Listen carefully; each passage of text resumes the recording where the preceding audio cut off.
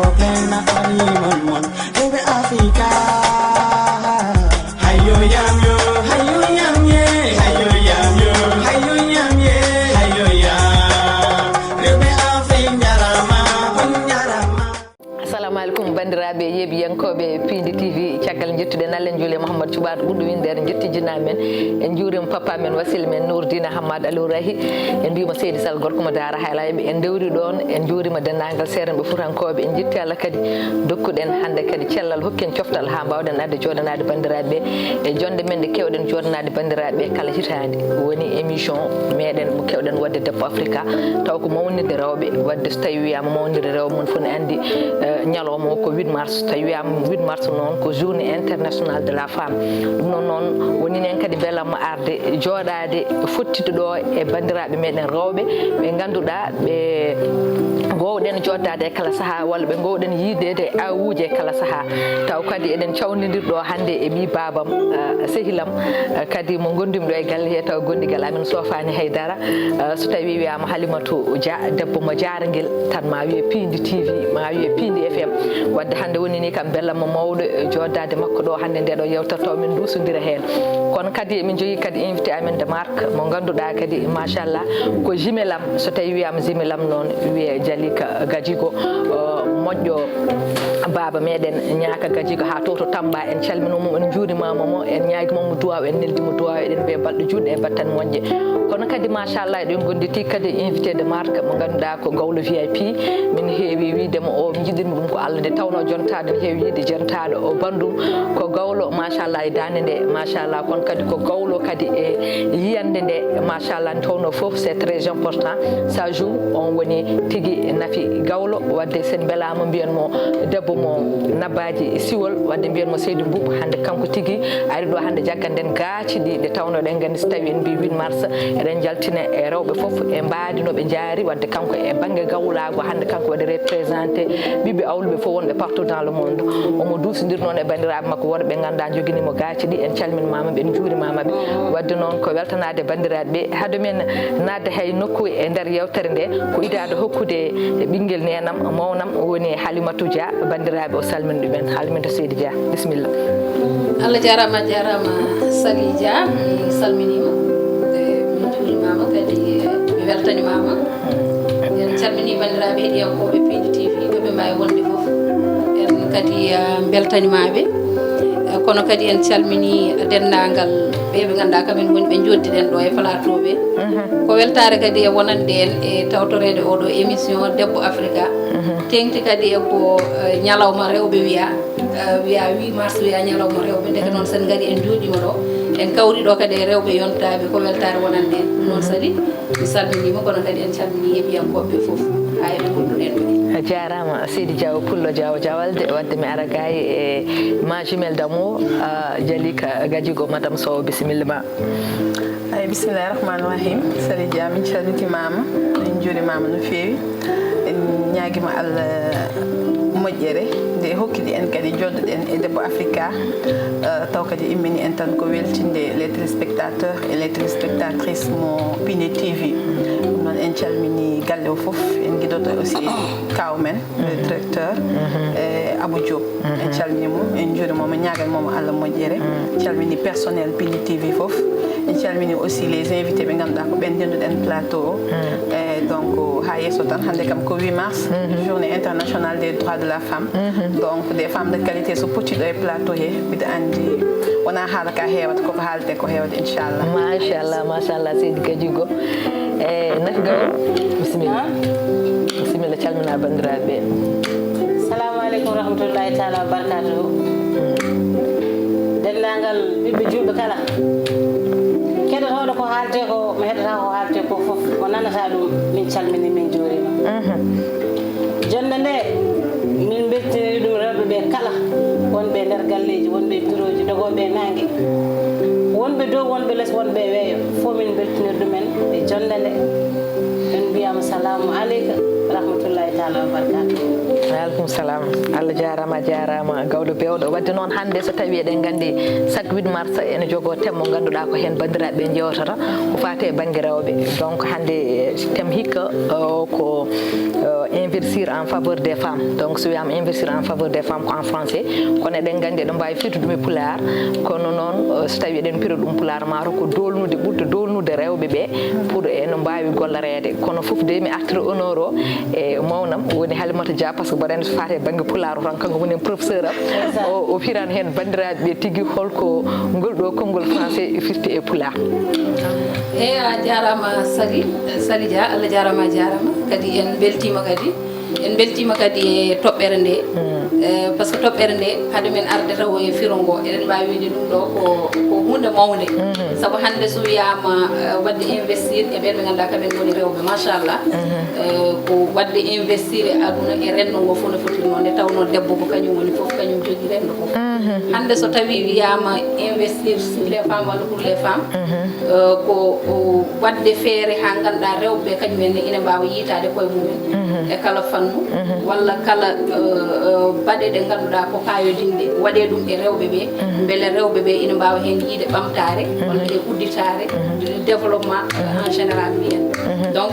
ko hunde nde ganduɗa kadi ko hunde yañde kadi so tawi ɗum ɗon waɗama wonata ko hunde nde ganduɗa kadi ko ɓamtare leñol fof ko ɓamtare leydi fof ko ɓamtare renndo ngo fof nde tawno sa wi debbo tan a wi renndo fof no fottirno donc investir soko tawi waɗama e rewɓe ko hunde nde ganduɗa ko hunde wande fayida ndeke noon hannde o ko on jamanu ni gonɗen ɗo e oɗo saaha mo gonɗen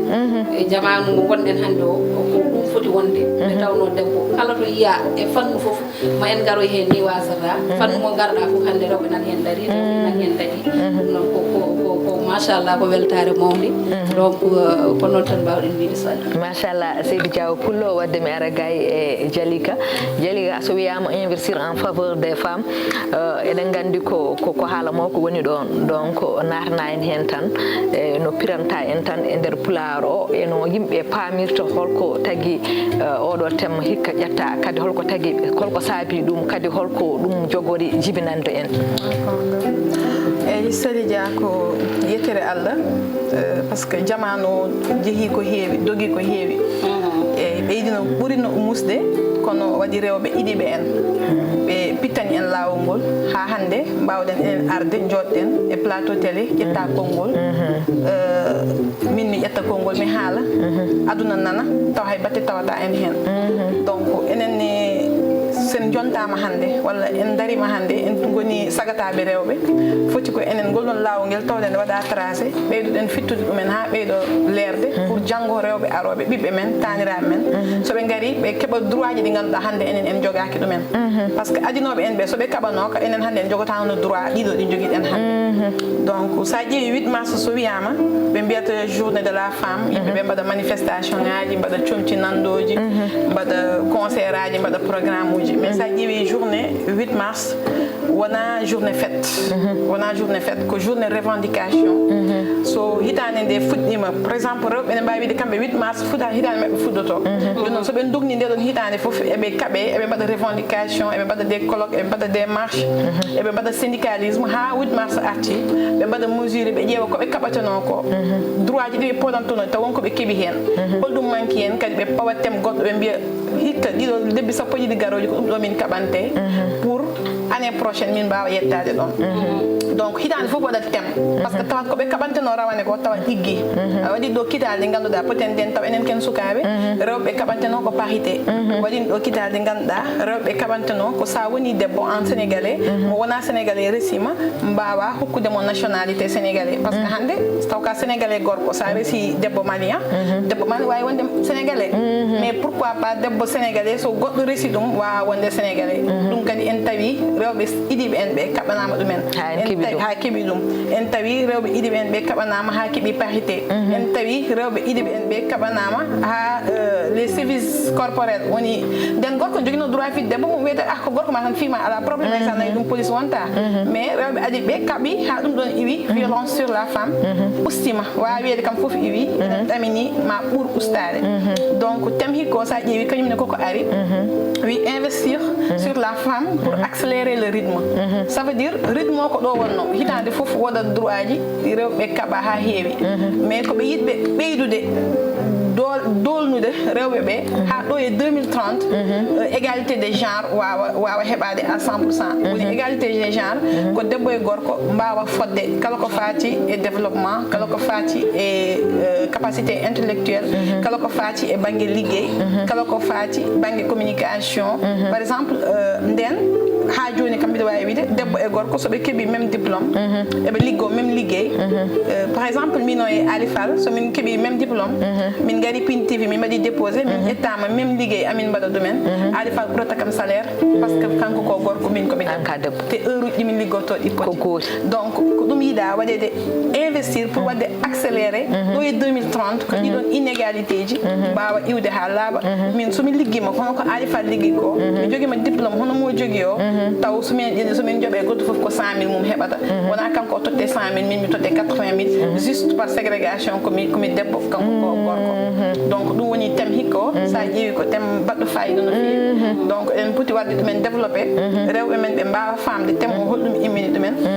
mbawa darade hen ha ni mo wuuri sen jottime plateau e mbiyen rawane de ne jooɗin ɗon de ko ɗo tolni ɗen waɗama investir ɓeydima entrepreneuriat des femmes ɓeydima femme ɗi mbaɗama comment dirais-je leadership mabɓe ɓeydima directrice ɗi ɓeydima des femmes président gari des femmes ministre nde gari des femmes DG de banque gari des femmes aux Nations Unies fuɗɗima hewde gandin en keeɓi résultat satisfaisant donc mi woppa ɓennina ha ɓooya après gartinen mbaɗen développé machallah Seydi Gadiogo a weltanama wadde en garat ga e debbo gawlo haade men arde debbo gawlo ko salminde e weltanade ardiɓe galle ɓe woni bandiraɗo gorko Daoudou Moussa Dia e mawni ko Haroun Moussa Dia to Burkina Faso kono noon ko noon tigui directeur meɗen général kaw meɗen kaw Sambou Diop ardi bonnani nde tawno hande so tawi rewɓe kadi kalɗo gueɗal mbawi dañde ganden kadi gorko kadi en jeeya hen ko gorko hokka heewi hokkude ɗum wadde hande sen dañi enen hande gueɗal e nder Pindi TV caggal Allah nulaɗo muɗum ko kamɓe eɗen jettaɓe eɗen jarnoɓe e duuso ngo eɗen mbiyo duuso ɓooya kono noon ko noon tigui nene meɗen mo ganduɗa kadi ko yumma gallo tigui woni nene meɗen Rudi Babayel Sall mo ganduɗa ene walla men e kala saaha e peeje e peccorde eno gallo kadi darori kadi en calminimamo en juurmama en beltanmamo kadi en mbaɗimo honoré oɗo ñalawma tawno kankone ko mawninteɗo ñalawmaji rewɓe o wiyama Seydi Sall wadde noon guedde Nafi Gawlo garana meɗen e inchallah e dande ma welde nde ɗe ganduɗa ko ɗum bandiraɓe cabbi inchallah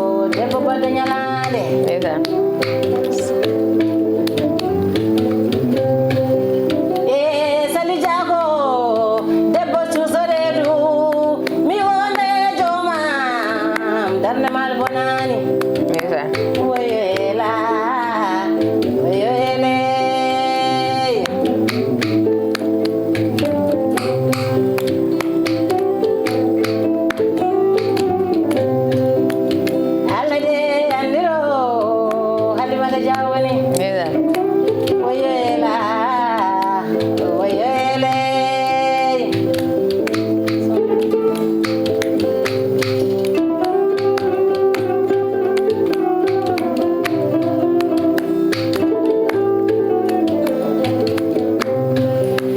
kola bomo golwole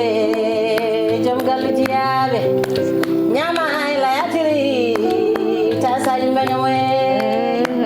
oyela oyele ndeysaan Jalika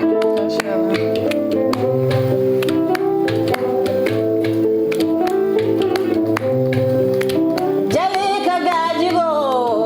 labana nyalade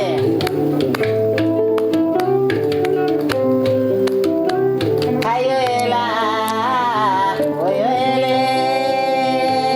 ndeysaan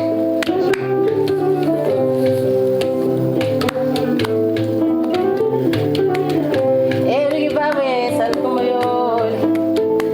wawde no welide debbo dariɗo e frontiére ni maago hadi jasde lumbude nder Fuuta ndeysaan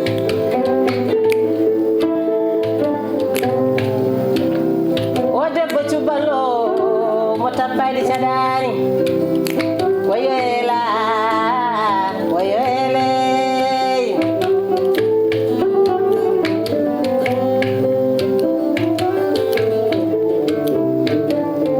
Pindi TV kala hitande ne ɗoltuna rewɓe ɓe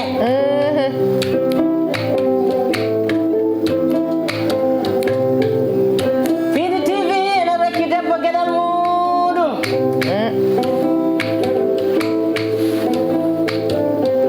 Abou Samba joɓitani min ñalade weɓata fadade woyoela woyoele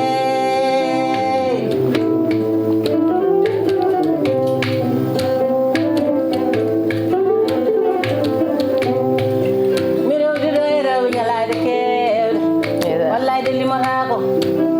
hayyo ela oyo ele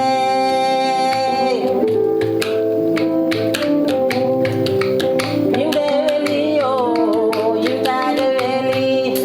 ñalawma rewɓene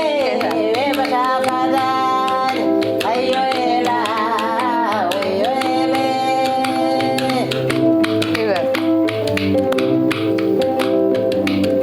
yo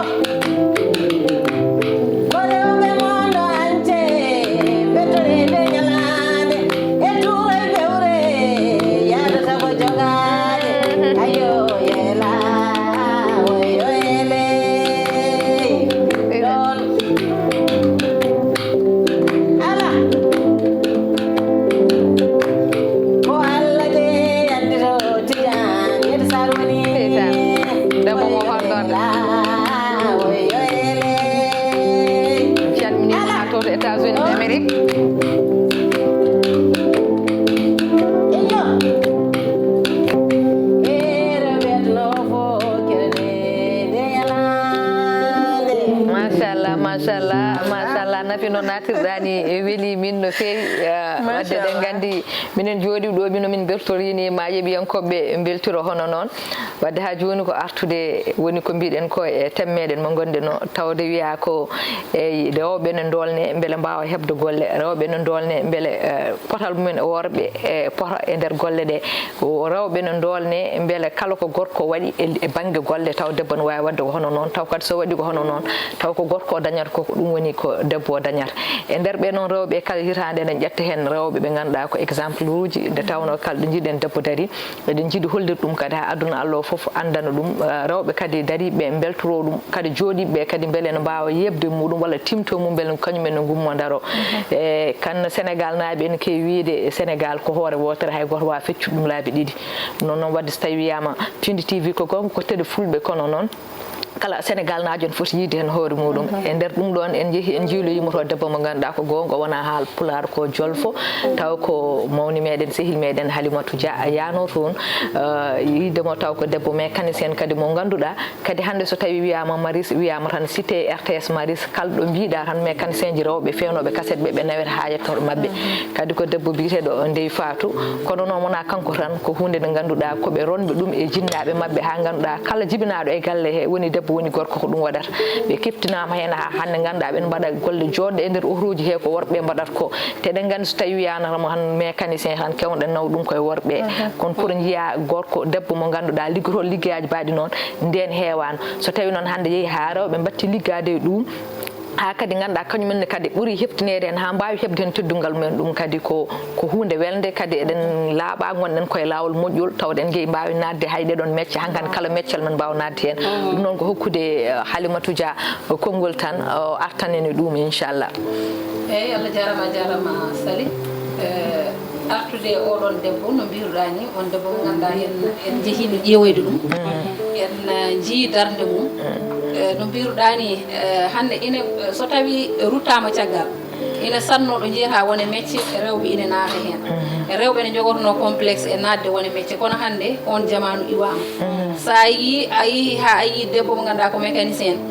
wadde firti ko kala gollal ngal gorko golloto debbo hankkadi ne wawi ɗum gollade ndeke noon haala parité kalate ɗo so tawi ɓetama ko gonga so tawi wiyama parité ko ɓuuri hewde wiyata ko debbo e gorko mbawa fodde kono ɗo foti ɗo fodde ko toon foti ƴeewede wona haala ga no lelorini ala saabu so tawi wiyama noon hande o debbo hande kañum ko mécanicien hewno wonde ko gorko hande yiyama mécanicien debbo nana waɗa ɗum ndeke noon wadde oɗon parité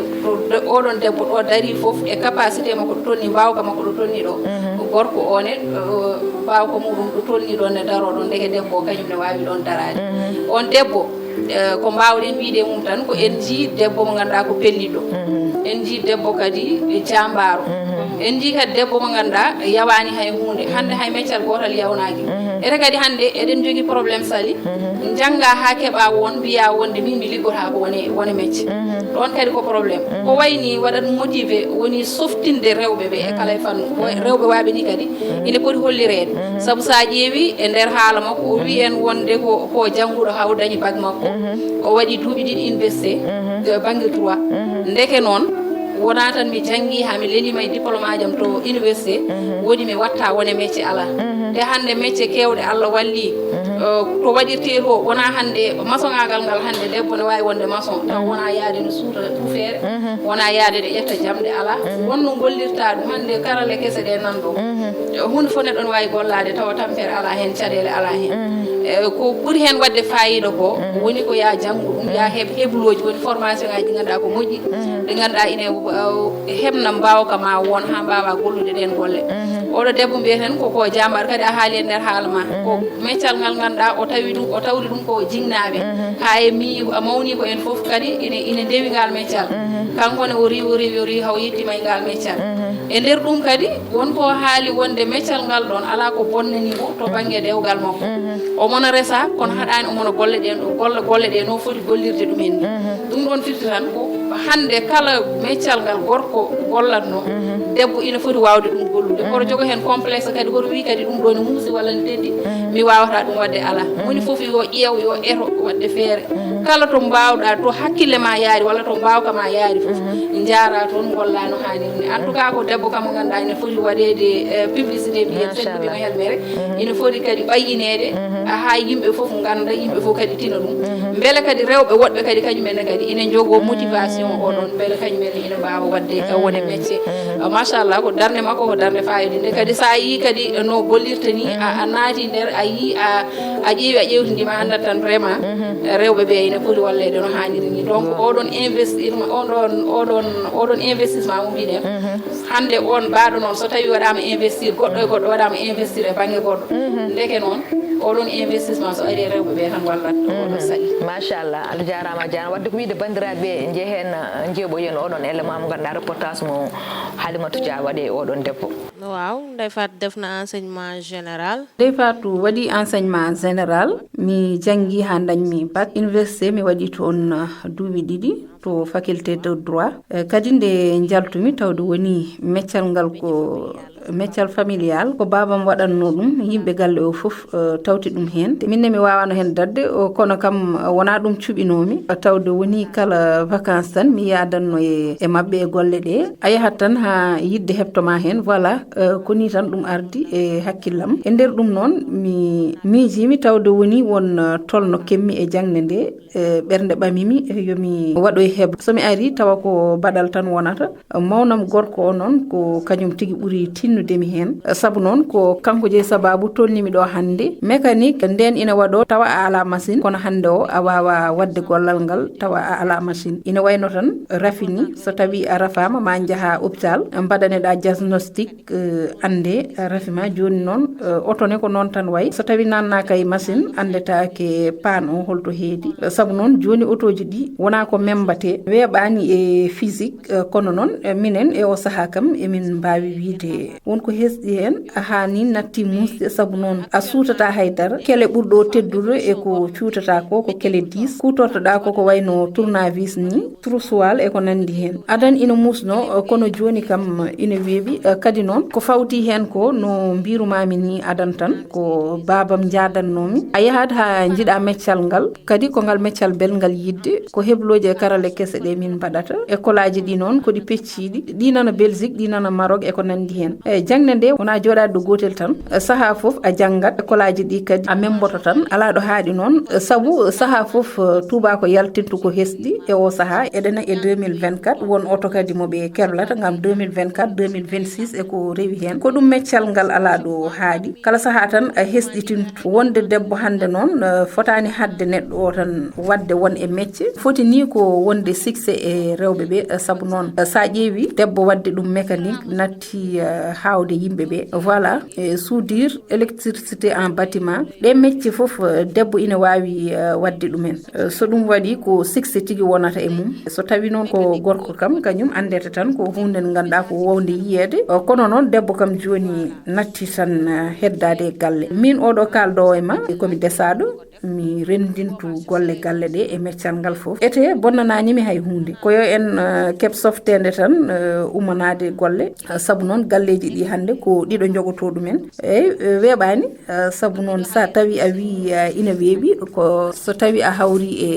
gorko pamanɗoma ma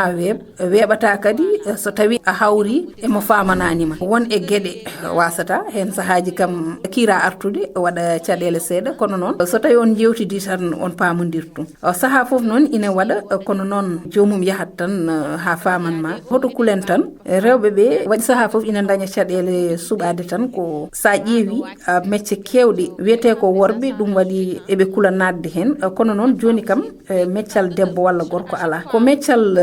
dokkowal kalis tan e cuusal wondude kadi e jangde hayso seeɗa e tolno pinal hoto cuɓaɗen ko fewani tan so tawi a janggui ha won tolno tan ina jojji kam ƴetta tuma mbaɗa wittoji mbawa kadi andude heblo ngo potata wawde wadde eyyi mboɗo yetta babam mboɗo yetta nenam joom gallam e mawnam gorko mo ganduɗa kañum jangguinimi meccal ngal mboɗo yetta kadi ɓe gollottomi ɓe ndennumi gollal ngal foof mboɗo yetta ɗumen eyyi mboɗo wasiyo rewɓe ɓe yo daro ɓe dado saabu noon jonde e galle tan ɗum hankkadi koko natti e oɗo sac mbokk jigéen ñi tamit nañ farlu bu baax bàyyi toog kër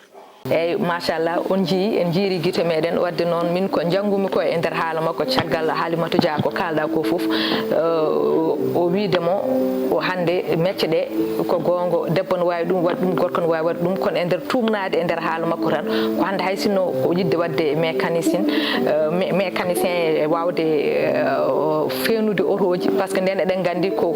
pratique tan jomum waɗanno jomumen janggat tan ko ittude buluji e nanude buluji wadde hay so tawi jomum meeɗa wadde ban école ene wawi wadde ɗum kono hande ko alay saago jomum rewa école par ce que kanko holli en mboɗo yiiɗi kadi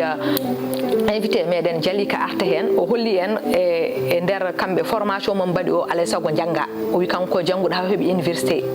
o caggal nde o heeɓi université ko nden o yeehi o wawi wadde formation o holli kadi formation mbaɗoto ko formation en ligne wadde firti ko hande kala ko neɗɗo wawi wadde alay saago jangda yaada hen donc hande a wawa wadde wiide aɗa wona mécanicien walla woni no mbiɗa ni aɗa wiya aɗa wona hande debbo taw ka maçon walla goɗɗum tawa janggani par ce que eɗen gandi mon foof tawi janggui woni ingénieur o ko way noon aɗa wawi wade wonde jangde maade galleji ko way non donc ɗum ɗon kadi ko yidde ñaahde sukaɓe surtout sukaɓe rewɓe yidde wiide kala meccal ngal mbawɗon wadde alay sago yaade jangde nde tawno so tawi a janggi tan heeɓi diplôme aji ma kala meccal ngal jiɗɗa wadde choisir a wawi wadde choisir jaaha hen kono so tawi jangde nde ala pour mbawa wadde ɗiɗon formation ji ko probléme par ce que hande e nder haala makko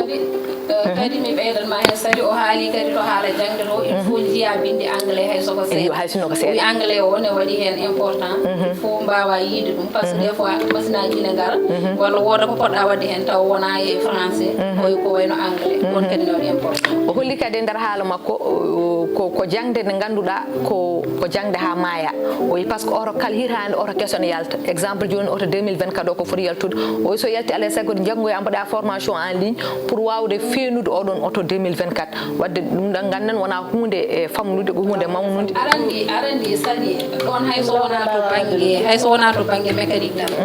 min mbiyami ko des fois aɗa yiya neɗɗo woda ɗo tolni tan o wiya hankkadi kanko o janggi o gayni hankkadi ko ligguey tan waɗata ala jangde yawtata jangde kala gasata kala ɗo tolniɗa aɗa foti wawde ɓeydude jangde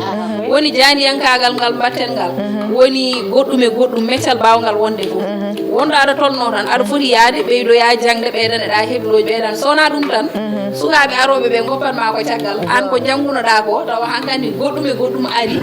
keddoɗa eɗo keɗinoɗa ɗo tawa yimɓe nana ngabbane machallah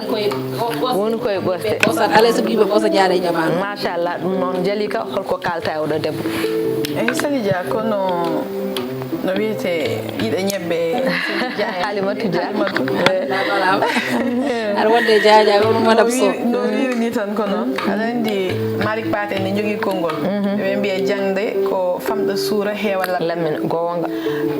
jamanu o sa yiiɗa hannde funtude hoorema sa jibini ɓiye woni debbo woni gorko nawɗum école janggoyde ko wawi janggude foof noon yo ya o yiye yesso makko o yiye bindol makko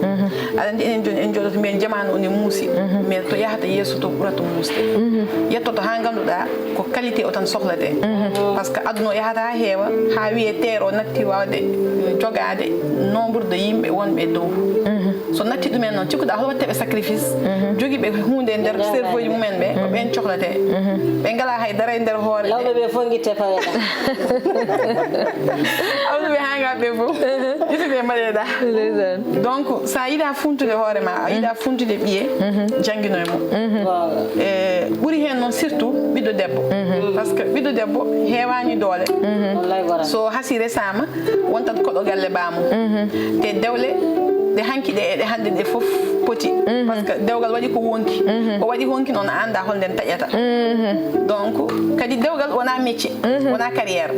wiide mi resama mi liggotako ko ɗon bone haali way tan kono mbiya gorko ɓe mi resi mi liggota par ce que an a resdama neɗɗo tan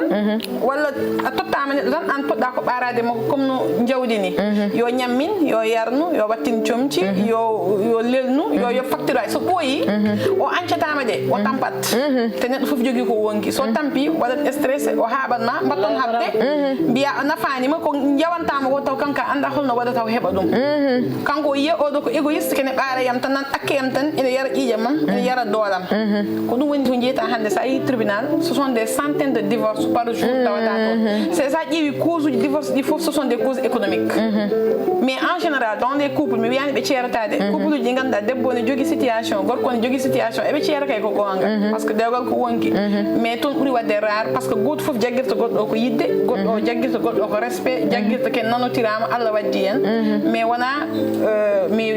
ko kanko jogui kam mi wawa yaade andi hewɓe rewɓe nana e galleji he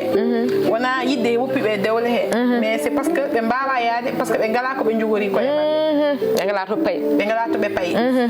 donc joguiɗo to fayi hande aɗa jogui salaire 1 million aɗa jogui galle aɗa jogui auto sa heddima e dewgal c'est parce que aɗa yiiɗi gorko par ce que kolloreni woni hakkude mon par ce que aɗa yiiɗi gerde sukaɓeɓe wona pour an wonkima tan a ala to mbalɗa ala to ñamɗa sa serte makko aduna ma bonat donc so woni noon ko fawgol ngol tan addanma joole joɗade ɗon addata mette ɗi jeyata e nder galleji rewɓe ne piye rewɓe ne daase rewɓe ne tongue donc pour artude sujet moon o suko debbo ko haali ko gonga par ce que wadde mécanique ene jeeya e métier ji ɓurɗi sattude en général saɗa waɗa mécanique il faut keɓa bac scientifique woni bac S1 walla bac S2 sa yeehi université Cheikh Anta Diop walla Gaston Berger il faut jaaha faculté des sciences et techniques sa yeehi faculté des sciences et techniques jaaha département maths physique puɗɗa wawde janggude mécanique et ça ce sont les meilleurs élèves keewi nawede toon donc kanko o wona como e nder niveau d' étude o waɗi pour wonde mécanicien o par ce que mécanique l' électrique e ɗiɗon foof koye des filières scientifiques ɗi ganduɗa ce sont les meilleurs élèves uji ɓurɗi forde e nder leydi he ko ɓen jahata oɗon branche sa yihini hay faculté ji kamɓe to mabɓe to heewani yimɓe donc mbiyeten mo ko chapeau bas mbiyen mo bravo mbiyen mo suka men yoɓe jeeɓe makko ɓe ganda neɗɗo aduna neɗɗo daroto tan par ce que aduna ko haare sa yiiɗi foftat tan e iwat ɗo kala domaine mo mbawɗa wonde yirlo e domaine he jangge domaine he hokku ɗum hakke mum no feewi par ce que liggey weeɓani dañal no gurduɗa pour keɓa ɗum il faut jaɓa warñande ɗum woni cokkowo woni jimowo woni mbaɗowo communication woni mbaɗowo mécanique o eko kala ko wawi wonde yo wat feere o waɗa excellé e domaine mo ƴetti o so yiɗa yawede hen par exemple a totte exemple wiye sukaɓe rewɓe entreprise ɗi liggotoɗe eɓe mbaɗe toon chantage waɗete chantage ji jaɓa tan komo ala niveau mais saɗa jogui wone niveau aɗa jogui wone compétence aɗa andi entreprise o tu es indispensable dans l' entreprise sa waɗama chantage a jaɓata te aɗa andi a heddotto no wawa riwede par ce que ligguey mbatta waɗi ɗum e maîtrisé mais so woni noon ka membotoɗo ala somi salimo riwat kam par ce que ɗo e ɗo mi wawa mi mokkilani mi heɓata liggey goɗɗo ɗum addata kala ko jiiɗa hay batte oto jaran en dignité men enen rewɓe daroɗen te sa ƴeewi koye debbo ne jeeya e esprit ji ɓurɗi wadde intelligent dadoɗen nde leydi ndi fewnade wiyaka ɓiɗɗo gorko wiyaka ɓiɗɗo debbo wiya ko neɗɗo donc ko neɗɗo liggoto leydi foof neɗɗo ligganto leydi mum neɗɗo ligganto galle mum ha wawa yettade to foti yettade to poɗɗen yettade to donc min oɗon témoignage tan mbawnomi fawde machallah seydi Gadji ko wadde garten e gawlo meɗen jonta ɗo nafi machallah ana jiiɗa e looɓe tenggueji ɓe ko kalɗa ɗo hene ko kese ngala hen ndeysaan hakkude lawɓe e awluɓe de kam mboɗo sikki toroɓe ngala hen ko toroɓe ngala hen gueɗal min mbaɗat notur tan komi dentiraɓe ndeysaan machallah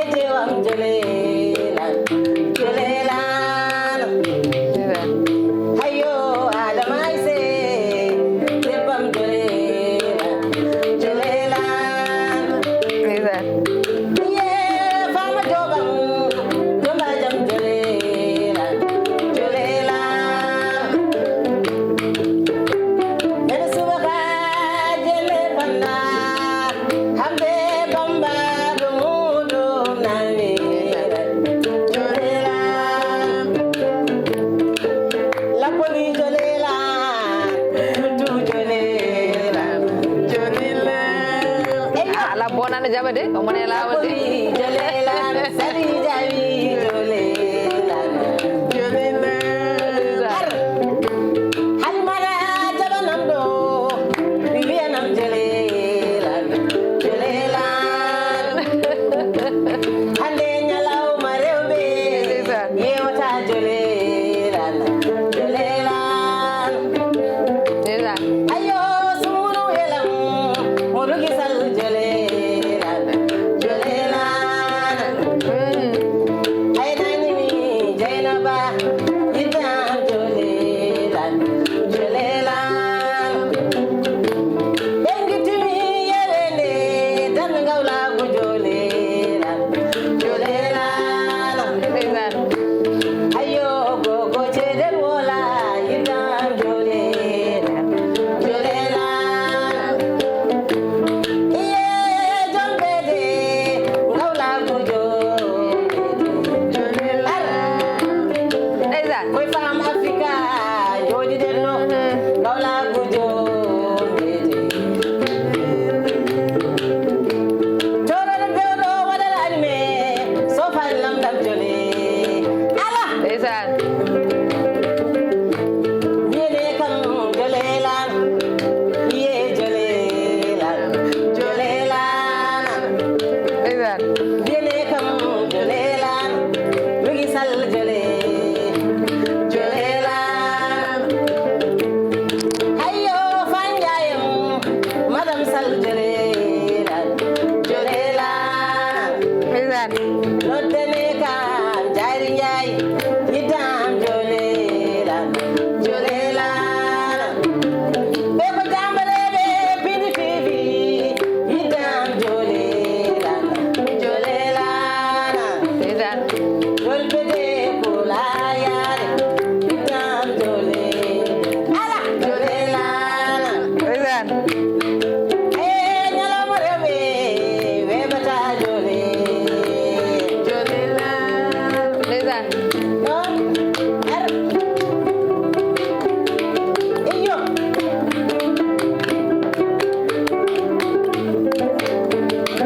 ar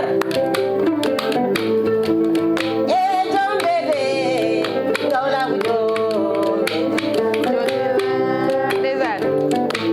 rewɓe ɓe kala bertoɗeɗo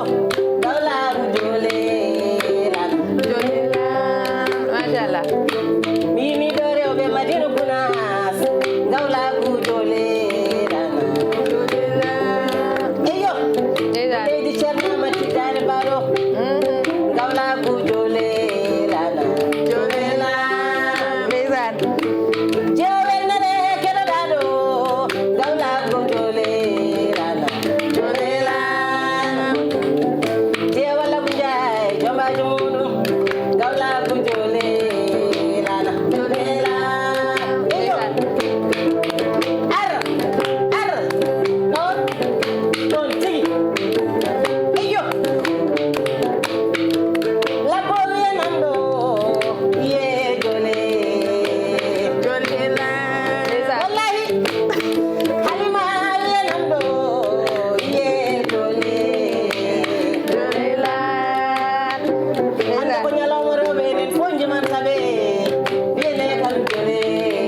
lala ar rugisal jabanam ɗo yiddam jole eyo déjà rewɓe awliɓe dariɓe frontiére uji ɗi kala jiwanama jole eyo déjà tenni seediri rewɓe mon ɗo yo keɗeɗo jole ala déjà mi noddiɗo hawba ko seeri makko elam yiddam jole eyo machallah madani siso seeri jango yiddam jole ar déjà hande ñalawma rewɓe minne fam africa jole jolelan jole machallah tigi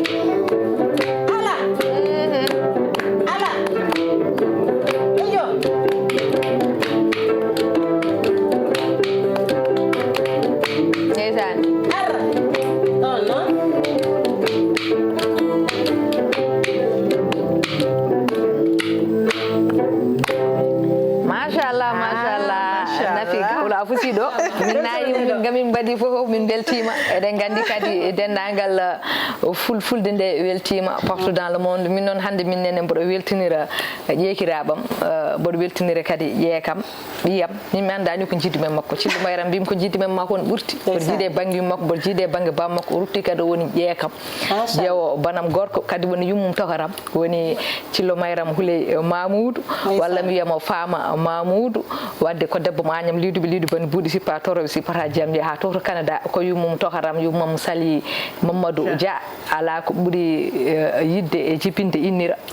nde tawno ko jiida ko ne heewi so tawi ɓe jibini afo mabɓe ala bo ɓe jii innirde sona Sali Dia e guila Canada ha Dakar ko yettere Allah hande kala ko jiiɗon ɗo guila sappo ha e wutto ha e périgo fof kanko ɓornimi ɗon noon wadde Allah jarama a jarama cilloyam yettima min beltima kadi dendagal bandiraɓe fulɓe ganda kañumen mbaɗanɗa mboɗo heewi wiide animatrice kala mo ñanti ɗum ñanti ko pulago foof kadi hokku ɗum tigui ko arme muɗum par ce que kala émission e ɓornugal wadde noon kala ɓornuɗom ko balluɗoma tigui wadde en mbimon beltanimama mon beltanimama no fewi kanko e cillo mayram debbo mo Agnam liduɓe lidu ban buuɗo sippa toroɓe sippata jamdi bewɗo Mamoudou Kumbo kono kadi ko bewɗo mayram Houleye mawnam kadi sehillam korsinɗomi gonɗo to e Belgique kañumne ko yeeɓiyanke piidi no fewi kamɓe fof ɓe beltinirami oɗon ñalawma ɓe mawninirami oɗon ñalawma Allah jarama on jarama Allah yii ko moɗon ko Yallah junnu ɗum wadde ko weltinirde on e ñalawma rewɓe ɗum wawano ñakkude eɗen garta gayi e Halimatu eɗen gandi hankkadi o kedde nden hojomaji kewata kono noon ko artude tan mbawen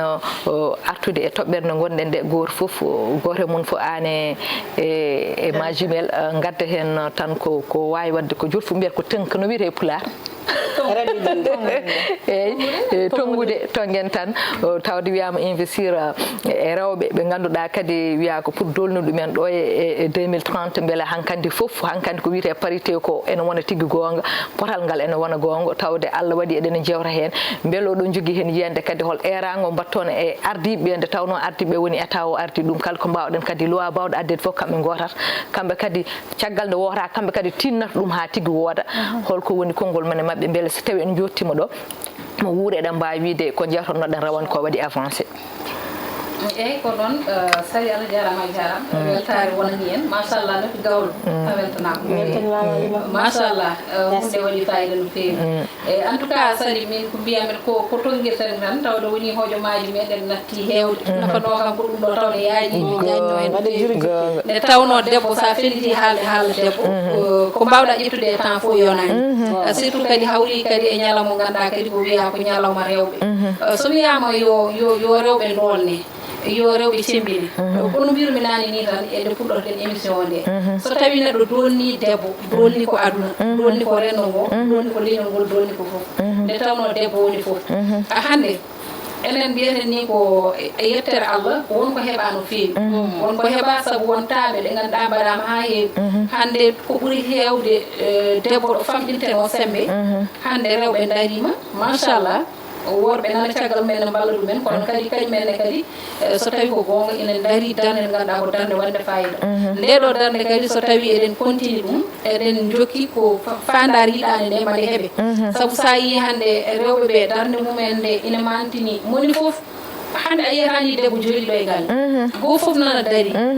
rewɓe nana gardi entreprise uji rewɓe nana gardi rewɓe nana darna entreprise uji rewɓe nana darna gollore rewɓe nana e galleji rewɓe nana e partout sa fini ɗo finde mum tan ko pinaɗo hande salat o ko ɓuuri hewde eko pottata ko rewɓe moni foof ko daariɗo hankadi ala tan debbo jooɗiɗo woni jangguɗo o noon woni mo janggani o ko gonga jangde nde ne waɗi fayida o haali joni gaji go o haali joni il faut yimɓe ɓe jangga yo rewɓe jangga kono min mbiyami ko debbo hayso tawi janggani wono wimi janggani tan min woni komi wawa wadde yomi jooɗo ala hayso tawi a janggani hande aɗa ɓe janggani ni tawa hande ne gardini gollorɗe pourquoi pas ene gardi hande mouvement ji ganduɗa won mouvement ji hande ko ɓuuri hewde e mouvement ji aɗa taw ko rewɓe ɓe janggani ɗon gor neɗɗo o wi tan tawde woni mi janggani mi wawata ɗum ɗo ala il faut oser yo yimɓe ɓe mbaɗ oser yo yimɓe ɓe tinno kadi noon e jangne nde saabu hande ko ɓurno hewde ko yiyete no debbo janggata ha ɓoya tan wiye yo woppu dartina jangde sababude tawa sababu oɗon janggo e jaam a yahata ha nder nimsa mbiya an a nimsi holka janggano taw hankadi c'est trop tard donc ɗo sukaɓe ɓe goni sukaɓe tokoɓe surtout jinnaɓe ɓe yo jaggu hen sukaɓe mbawa janggude jamanu o tolnama ɗo ganduɗa hen saahaji ala yiiɗa tawa jangde ma hokkani ɗum kono noon kadi ko mbimi ko tan neɗɗo hayso tawi a janggani hoto ɗum haade jogade ɓerde hoto ɗum haade jogade fimde hoto ɗum haade jogade pellital ngal ganduɗa ina wawa nawrude leñol ngol yeeso saabu enen rewɓe so tawi en ɓamtima tan renndo ngo ɓamto so tawi en darima tan renndo ngo dari ɗum noon tinnoɗen ko wiide tan mi anda so tawi ko ɗo gaynirɗum ala so ma o ara aktu hen après goto mum voilà donc wadde mi totta madame Sow konngol kañumen machallah nde tawɗo ko rewɓe dariɓe kadi darde nde ɓe dari nde ko darde fayoɗinde saabu hannde rewɓe hono mabɓe en ko ɗum ɓuuri hattojinede surtout kadi e plateau ji par ce que mabɓe pammini yimɓe ko ɓuuri hewde ɓe kuccodira e janiyankoɓe ɓe kuccodira e animatrice uji ɓe pammina yimɓe ko heewi ko ganduɗa pamano ko heewi kadi ko ganduɗa so tawi kulhuli ina wonno en jomumen kadi kañumen ne mbawa wadde avancé e nder ɗum ɗon ɓe balla yimɓe oɗon fan machallah kanko fof wonde madame Sow kanko fof won inde no joguinimi ceerno makko kono mi suuɗat ɗo hande a haalanno tan mi anda Sali a haalanno mi anda ala gongol aɗen sosoɓe kam nanɗon tan sosoɓe ñaani e o jali ka mabel Sali Dia comme no ko débattrice men noon Alimatou haalde ni ko noon tan aɗa andi neɗɗo kam a sabobinat tan dans la vie ɓuuri bonde fof woni hen gorko noon woni hen debbo ko neɗɗo mo sabobitɗa haydara cikkuɗo tan kañum foti tan ko joguede Allah nde tagui yimɓe weddi nde goto fof sa ƴeewi o wi yo Allah lelnu sa maayi ko antane gasga ma c'est parce que o ñawatuma tan koye gollal ma e ballal ma ɗum noon onon tan yoni exemple e gurdam ma aussi andu kala ko jiɗɗa hebde an koye hoorema puɗɗitoɗa pour mbawa dañde ɗumen goɗɗo tawma e lawol he par ce que ma gimmoɗa mbawa fottude e yahoɓe to paaɗa to puɗɗe no worma mais sa immaki a wawa fottude e mabɓe donc poɗɗen tan ko darade surtout enen rewɓe no fewi sa ƴeewi onon wonɓe dans le monde de la communication onon journée de la femme onon poti ɗum wadde célébré no fewi par ce que ƴeewi combat o rewɓe idiɓe haɓede ɗumen ene jeeya hen une femme journaliste ko ganduɗa kanko ɓuuri ni feeñde hen o wiyete ko Clara Zetkin ko journaliste militante ko allemande guila 1910 te nden aɗa andi rewɓe droit civil mumen ene usti noon fewi rewɓe ɓe gotatano ɓe ƴettatano parole en public ɓe ngala droit e ɓiɓɓe mabɓe ɓe ngala droit e konngol ɓe ngala droit e jawdi ndi ɓe jogui à chaque fois il faut ɓe jogo tuteur mo ganduɗa kañum waɗata kañum yadata e mabɓe te ha joni sa ƴiiɗi ɗon pratique uji ne keddi sa yi Arabie Saoudite debbo dognata auto hayso an jogui milliardaire a soodi auto ma ala droit dognude sa dognanoyt kaso tu imagines debbo watta politique ha joni debbo votata hande des combat ɗi ganduɗa ko kamɓe ɓeɗon rewɓe kamɓe kaɓa ha yettiɗo ha hande enen rewɓe mbaɗon Jalika daro wiyene wona maire waɗa meeting ƴetta micro ne haala ko wela daro assemblée nationale faire la même chose donc ɗum ɗon ko yettere Allah sa ƴeewi kadi état ji men enen Afrique état Sénégal waɗi hen avancé no fewi surtout noon e laamu Ablaye Wade parce que sa ƴeewi Ablaye Wade sa ƴeewi les combats féminines ɓuuri darade ko hedde 1985 en ko nden ɓe mbaɗi convention goto pour lutter contre la discrimination faite aux femmes woni wiyete kaari ko debbo tan ko less foti hewde on protocole guila 1985 fuɗɗi ha 2000 waɗa protocole uji ɗi ganduɗa yo udditane pour rewɓe keɓa certains droits civils mais sa ƴeewi Ablaye Wade nde o ari nde en tant que démocrate udditi dameɗe ha fof kanko sa ƴeewi loi parité koye makko waɗi kanko waɗi imposé parité il faut waɗa assemblée nationale nden sa ƴeewi no ko 7 femmes mi sikki wonno ɗon sur les 150 députés kanko wi so liste députation ne waɗe watte ko gorko goto waɗe debbo goto waɗe gorko goto ha hande en jettima to ganduɗa nombre de femmes assemblée nationale wonani kam égal à nombre ɗon kono ko seeɓi ko seeɗa par ce que o hedde 5 6 à 10 donc ɗon eɗen poti yettirden Allah sa ƴeewi aussi les métiers de l'armée militaire et paramilitaire kanko udditi ha rewɓe mbawi hande wonde des comment dirais-je des sapeurs pompiers wawi wonde des gendarmes wawi wonde des douaniers alors que métier ɗi ganduɗa jomumen watta toon teñi foof koye worɓe tan hettuno donc kanko ko pionnier au niveau national enen ɗo Sénégal pour wawde daranade rewɓe parité kadi en 2010 ko kanko waɗi ɗumen voté ha rewɓe mbaɗi parité debbo hokka gorko mum nationalité aussi koye laamu makko kadi heeɓa donc ko yettere Allah wiyete neɗɗo yo uddit damal tan so udditi ma won arɓe rewa hen président Macky Sall aussi le pouvoir makko ari nde kadi ɓeydu ɗumen au lieu haade assemblée nationale tan même dans les collectivités territoriales Nigéria liste uji rewɓe e worɓe pour wonde maire wonde conseil municipal wonti ko parité sa naati hannde des conseil municipal nombre de gorko conseil tawata to nombre de debbo conseil municipal so gorko woni maire premier adjoint o wonata ko debbo so debbo woni maire premier adjoint o wonata gorko donc ha woni maire uji ganduɗa ni liste uji mabɓe ko ɗum waɗira annulé par ce que ɓe mbaɗa an respecté parité o donc ko andu ganduɗa Sénégal ene jeeya leyɗel Afrique ɓurɗe haɓede hannde pour wadde imposer l'égalité des genres entre les femmes et les hommes ɗum noon ko yettere Allah e meɗen ko darde men ko fierté men enen rewɓe Sénégal e nder Afrique par ce que eɗen mbawi wiide leydi men ɓuuri darana ɗum ça veut dire ko rewɓe men ɓuuri haɓanade ɗumen saabu sa ƴeewi thème hikka mbaɗaɗo investir sur les femmes pour accélérer le rythme ko on woni thème mo Nations Unies hokkiri mais sa naati dans les réseaux sociaux tu vois les femmes kamɓe ɓe kokkiri thème koye mabɓe aɗa andi autorité parentale par exemple Sadi Diani jogui ɓiyum bammo ɓiɗɗo sene waɗa voyagé omo wawi naworde ɓiɗɗo to weela hay kayit goto namnetake mais an saɗa waɗa voyagé aɗa yalta leydi ndi il faut bamma ko waɗamo autorisation wiye jaaɓi an jaada e makko te ko an jibini mo aɗa ɗon kadi ya probléme ya jibin ɓiye a wawa yadde makko voyage a wawa yaltinde mo leydi ndi taw bamma ko jaɓani imagine taw an e bamma ko on beldani imagine taw an e bamma ko on serɓe oɗon koltira ɓiɗɗo donc rewɓe Sénégal femme célibataire les mères célibataires alay sago min kaɓo ɗum surtout Sali Dia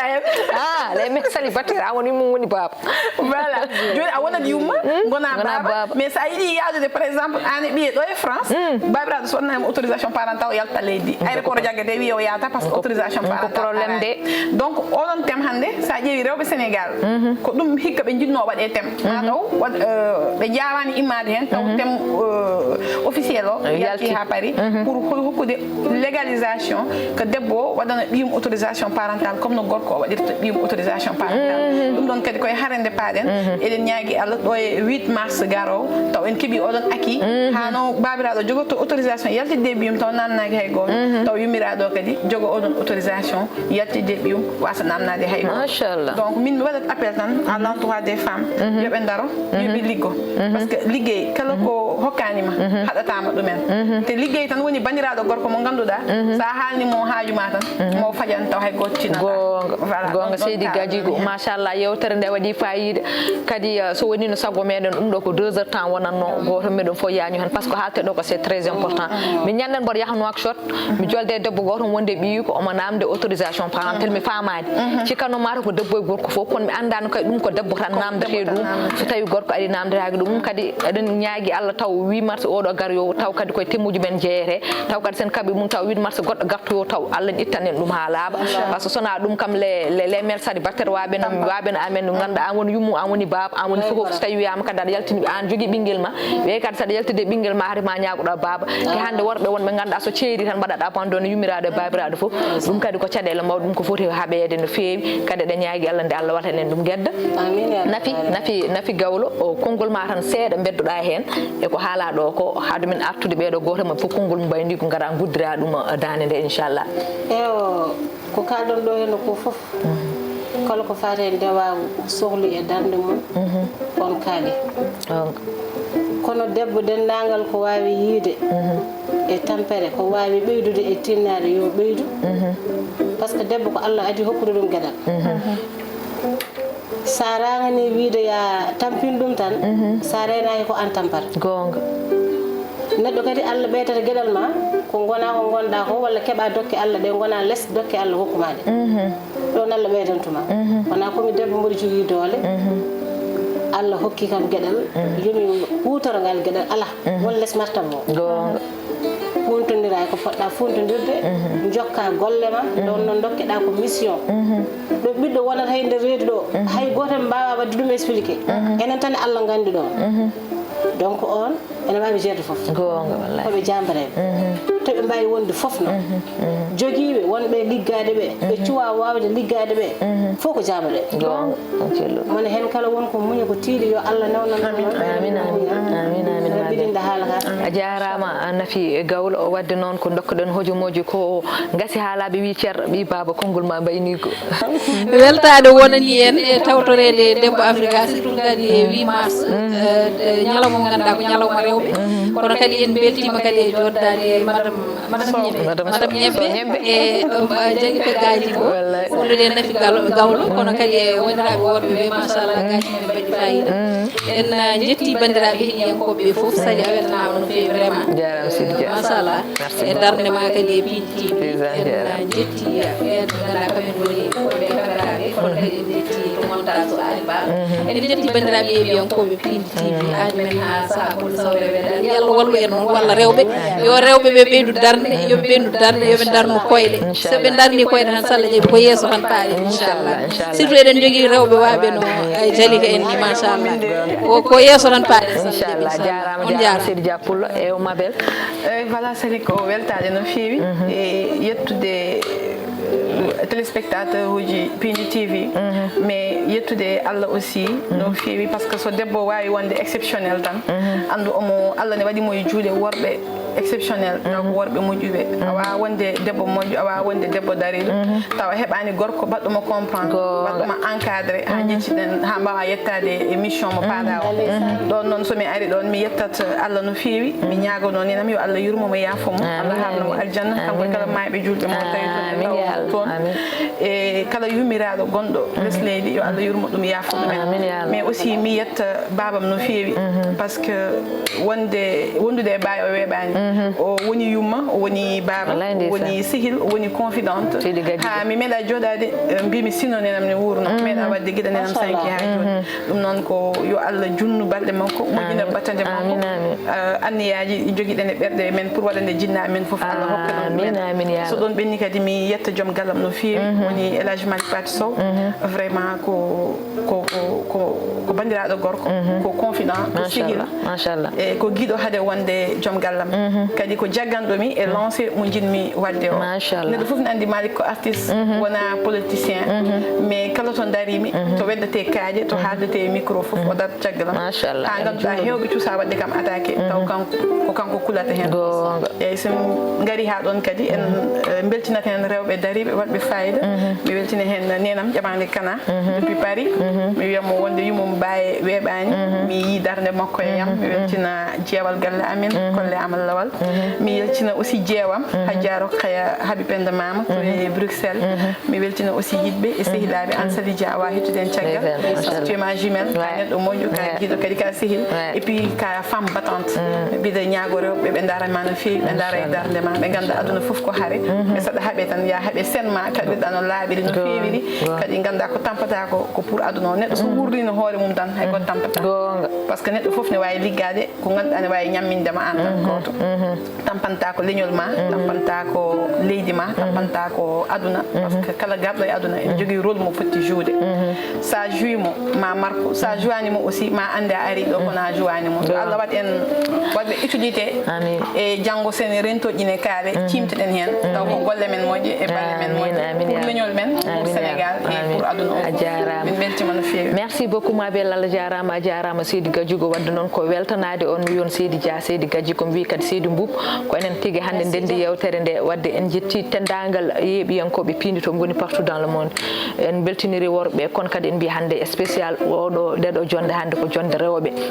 eɗen gandi rewɓe wonɓe diaspora ɓe e ɗiɗo galusuji musɗi eɓe doga jamma ñala subaka kihiɗe eɓe koosa ɗiɗo autoji eɓe doga e ɗiɗo métro uji pour wawde dañde koɓe gartirta ɗo e nder Afrique koɓe gartirta ɗo e nder Fouta Kumbar walla koɓe gartirta ɗo e nder toɓe to mbawi jeeyede fof wadde ko wiideɓe sappo ba yallah wallitɓe wallitude cellal wallitude kala goto par ce que wonde debbo tan weeɓani wadde en beltiniri ɗon nene meɗen kadi Fama Dia debbo ma Agnam Liduɓe Lidu ban Bouɗo Sippa tawɗo sippata jam li gonɗo to e France ko yeeɓiyanke meɗon no fewi kadi ko duwuji kala émission mo yeeɓe mo waten audio ganduɗa so tawi mi heeɗima tan ko gonɗam camal less wadde ɗen mbiya kamɓe fof ɓe jarama en jii darde mabɓe e golle mabɓe foof ko dokkone ɗon hojomuji hankkandi koko kuuɓi ko weltanade Allah weltano kadi joguiɓe e kaɓirɗe woni heewi wideɓe les hommes de l'ombre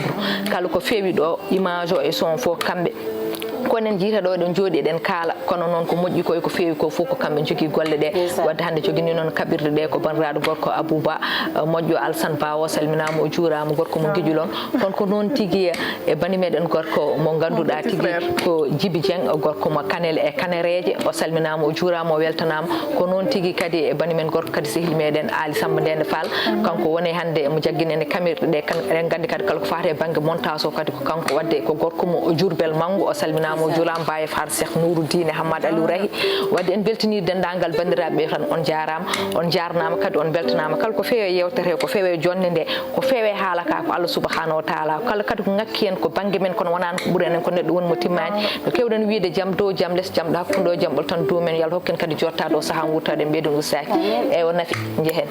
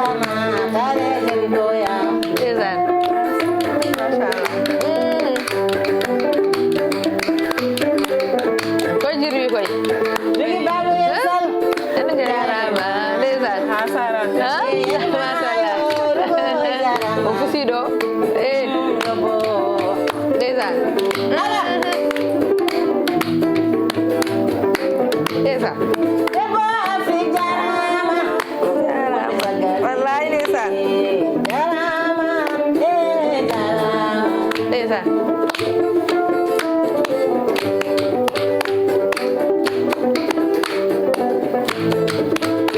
Igorode Pin TV jarama ndeysaan darde moɗon gara siriyagal moɗon jarama ala ndeysaan merci machallah